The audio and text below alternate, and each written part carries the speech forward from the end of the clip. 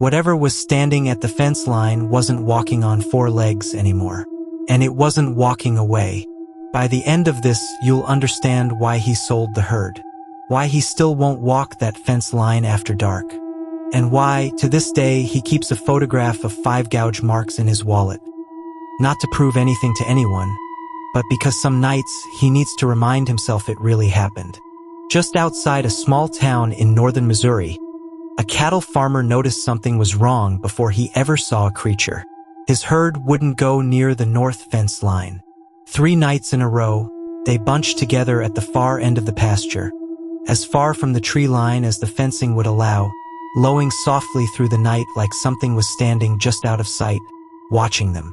He did what any rancher would do. He checked for coyote tracks. Nothing. He checked for broken fencing, torn wire, anything that might explain the fear. Nothing. He even walked the tree line himself in broad daylight, 20 feet in, calling out, half expecting to feel foolish. He felt nothing but the quiet. The kind of quiet where you notice there are no birds. On the 4th night, he decided to sit up on the porch with a flashlight and wait. Just after 11, the cattle started up again. Not just restless this time, but screaming. A sound he'd never heard from them before. High and frantic, he swept his flashlight across the field and caught 2 things low in the grass at the tree line, reflecting the light back at him. Not the flat, dull shine of a deer's eyes. Something higher off the ground. Something that didn't blink. He assumed it was a large dog. Coyotes sometimes came down in packs during hard winters. He called out the way you'd shout at a stray to scare it off. It didn't run. It stood up. He described it later as wrong in the joints. Like it stood the way a man stands, upright, weight-balanced, but the legs bent backward in a way no man's ever would. Somewhere between 6 and 7 feet, he guessed, though he admitted afterward that fear probably added a foot or 2 to the memory. What he was certain of was the smell that reached him a second later. Wet fur and something rotten underneath it, carried on the wind before the shape had even moved. Turned its head first, slowly. Then the rest of it turned to follow, and it began walking along the fence line on 2 legs, matching his pace exactly as he backed toward the house. Not faster, not slower. Like it wasn't trying to catch him at all. Like it just wanted him to know it could. He had a shotgun leaning by the door. He didn't reach for it.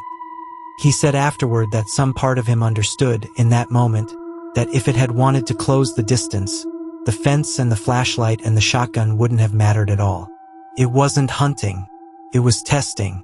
Watching to see if he'd run, the way something might watch a smaller animal to see which direction it would break. He didn't break. He backed through the door 1 careful step at a time, bolted it, and sat in the dark with the shotgun across his knees until the sky started to lighten. He said the cattle didn't stop screaming until almost 3 a.m., and somewhere around 3, in the silence that followed, he heard something on the porch steps. 3 slow knocks against the wood, evenly spaced, deliberate. He never opened the door to check. When he finally walked the fence line in daylight, there were no tracks in the mud.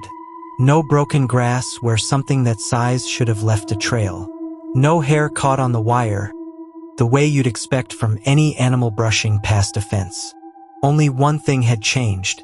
Every fence post along that section, for nearly 60 yards, had 5 parallel gouges raked into the wood, evenly spaced, each one sitting at exactly waist height. Not claw marks from an animal reaching up. Marks from something that had simply dragged its hand along the top of the fence as it walked past. At his height, he called a neighbor 2 properties over, mostly just to hear another voice say it out loud with him. The neighbor went quiet on the phone for a long moment, then admitted his own dog hadn't wanted to go out back in almost a week. He sold the cattle within the year. Not for the money, he had plenty of land and no urgent need to. He said, simply, that he couldn't keep watching them refuse to graze on his own property. The land is still his. He still checks that fence line every few months, usually in daylight, usually with someone else. He's never seen it again. But the gouge marks are still there, he says, if you know exactly where to look. weathered now, but deep enough that the wood never grew back over them. He still doesn't know what it wanted that night. Maybe it never wanted anything at all. Maybe it was just checking whether anyone was watching back.